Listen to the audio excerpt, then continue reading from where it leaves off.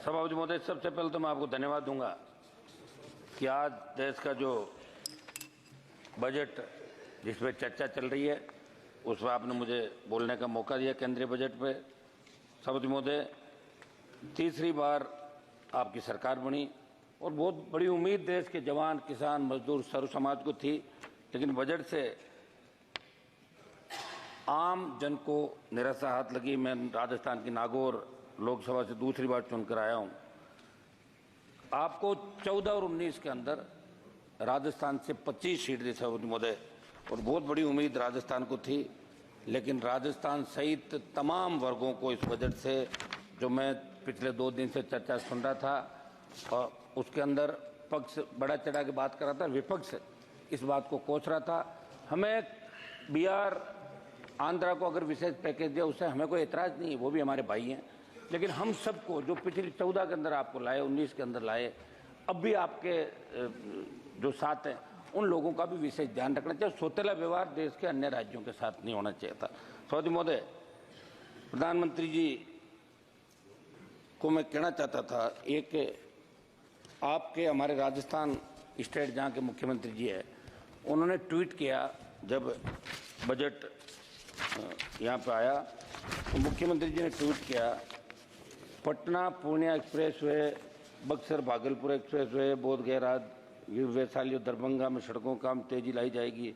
बक्सर में गंगा नदी नया लेन वाला पुल 26,000 करोड़ की कुल लागत से बिहार का ट्वीट हमारे मुख्यमंत्री जी ने किया, भजन लाल जी ने। और जब आलोचना हुई राजस्थान के अंदर तो उनको अपना ट्वीट वापस लेना पड़ा। उनको ये लगा कि चूक हो गई।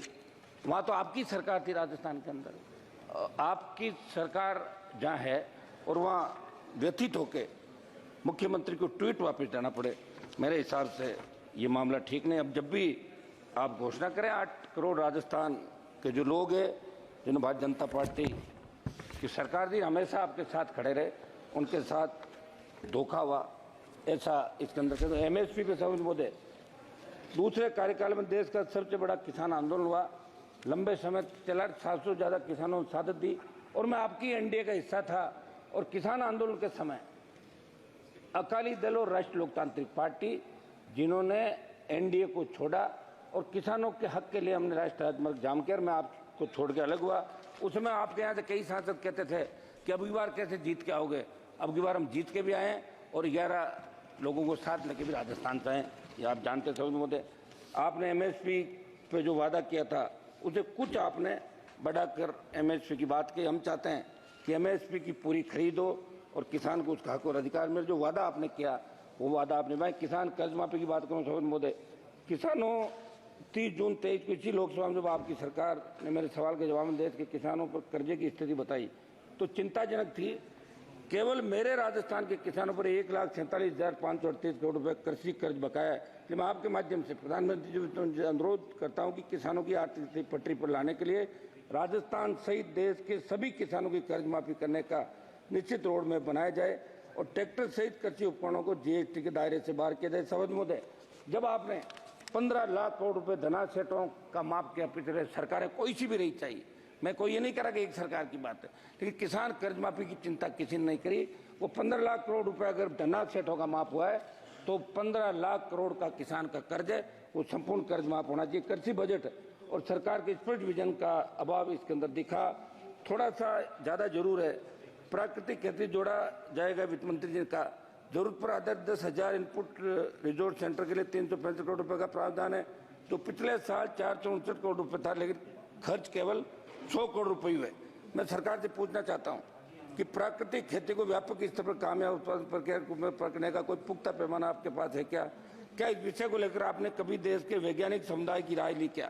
सभापति महोदय, आज भी मैं प्रधानमंत्री जी का भाषण सुन रहा था, अग्निवीर की तारीफ हो रही थी।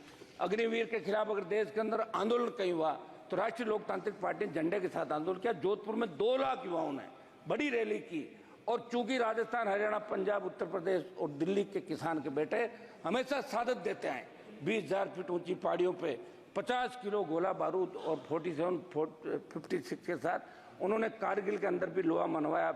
लेकिन अग्निवीर से हर कोई परेशान है। पंजाब के अंदर जब 2 अग्निवीर शहीद हुए और उनकी पार्थिव एम्बुलेंस के अंदर वहाँ आई तो लोग अचंभित हो गए, कौन आया कौन नहीं आया। उनकी न कोई पेंशन की व्यवस्था, न उनकी शहीद का दर्जा देने की बात। सभापति महोदय, मैं चाहूंगा कि प्रधानमंत्री जी एक मिनट सभापति महोदय, प्रधानमंत्री जी बड़ा मंदिर का हरियाणा का चुनाव भी आ गए और राज्यों के चुनाव आपके कई जो कैंडिडेट हारे थे बीजेपी को, उन्होंने कहा था कि अग्निवीर की वजह से हमारे अग्निवीर योजना को बंद किया जाए। सभापति महोदय, मैं मेरे 2-3 महत्वपूर्ण मामले में रख के जल्दी मेरी बात समाप्त करूंगा।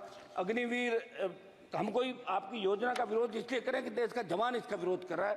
सेना का सम्मान कैसे हो, किस तरह लोग शहीद होने के लिए जाते थे, रोज हम पढ़ते हैं, लेकिन अब लोग सेना में जाने से कतराने लगे। मेरी मांग है कि अग्निवीर समाप्त करके पूर्व की भांति सेना भर्ती ले लिया। सभापति महोदय, मेरी ये कौशल विकास और बेरोजगारी की जो बात की, 20 लाख युवाओं को कौशल विकास प्रावधान की बात की, ये झुंझुना तो आपने पकड़ा दिया, लेकिन इसमें जो केंद्रीय नौकरियों में जो हमारे पद खाली है उनको भरने के लिए आप आदेश करें। स्किल डेवलपमेंट की आपने बात की, तो हरियाणा के बाद राजस्थान की बेरोजगारी दर सबसे अधिक है, इसलिए इससे मेरा सुझाव है कि केवल स्किल देने से हम रोजगार नहीं दे सकते, हमें ये भी देखना होगा क्या समय के साथ कोर्स में बदलाव आया नहीं, क्या जो ट्रेनिंग सेंटर चल रहे हैं क्यों केवल सब्सिडी या सरकारी सहायता लेने तो नहीं चल रहे। सभापति महोदय, मैं एक समाप्त कीजिए, 1-1.5 मिनट में मेरी बात समाप्त करूं। एनडीए की 1-1.5 मिनट साहब, एनडीए की सरकार 14 महीने तब क्रूड ऑयल का क्या भाव था और आज क्या है। क्रूड ऑयल सस्ता हुआ, बावजूद इसके पेट्रोल डीजल की कीमत आसमान छू रही है। और महोदय, पेट्रोल डीजल की बढ़ती दरों का प्रत्यक्ष असर महंगाई पर पड़ रहा है। आज हालात क्या है महंगाई तरफ, लेकिन आपने बजट में माध्यम निर्धन वर्ग के महिलाओं की तरफ ध्यान नहीं दिया, कमर तोड़ दी। मैं चाहता हूं पेट्रोल डीजल की कीमतें कम हो। मैं राजस्थान पे आ रहा हूं, मेरे राजस्थान राज्य को जिस तरह आपने बिहार और आंध्रा को विशेष पैकेज दिया, महोदय राजस्थान राज्य के अंदर भी विशेष राज्य का दर्जा, जिसमें मापदंड होते हैं, जहाँ चंबल के बीड़ अरावली की लंबी पर्वतमाला, विशाल रेगिस्तान और ट्राइबल बेल्ट है, इन तमाम स्थानों में विपरीत हालातों में राजस्थान के लोग रहते हैं। आजादी के दशकों बाद गांव में डाणियों में शुद्ध पीने का पानी नहीं। आपने पढ़ा होगा कि 20-20 किलोमीटर पैदल मटका सर पे रख के और जिस तरह महिलाएं पानी लाती थी, पानी के संचय, आज भी हम टांकों के अंदर बरसात का पानी इकट्ठा करते हैं। आजादी के 75 साल बाद भी आज बड़े विकट हालात राजस्थान के अंदर है।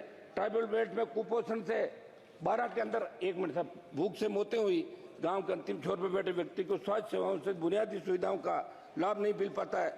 मैं आपसे मांग करता हूं कि राजस्थान को विशेष राज्य का दर्जा दे। दर्जा नहीं दे पा रहे हो आप, तो विशेष पैकेज राजस्थान को दें, ये मेरी मांग है। सभापति महोदय, ईआरसीपी पे लास्ट मेरी कंक्लूड कर रहा हूं। सभापति महोदय, ईआरसीपी को आपने राष्ट्रीय परियोजना घोषित किया, जो हमारे ये आपके ईस्टर्न के जिले हैं, भारत सरकार इसे राष्ट्रीय महत्व की परियोजना का दर्जा दें। आपने दर्जा नहीं दिया। मेरे सचिव नागौर सहित पश्चिम राजस्थान के वो तमाम जिले जिन्होंने अकाल के साये में अपना अतीत गुजरा, आज भी संघर्ष करें, वहां के खेतों में सिंचाई के लिए और लोगों को पीने के पानी के लिए ईआरसीपी की तर्ज पे पश्चिम राजस्थान के अंदर WRCP पश्चिम राजस्थान नहरी परियोजना को की आप घोषणा कराएं। ये मैं आपसे मांग करता हूँ। एक मेरा अंतिम आधा मिनट 10 सेकंड में। हाँ 10 सेकंड। मेरा ये साहब, आपने सौभाग्य योजना आप लेकर आए देश के अंदर और प्रत्येक ढाणी को विद्युतीकृत किया, लेकिन सौभाग्य की संशोधित योजना लाई, कुछ रह गया था हमारा बजट खर्च नहीं हुआ।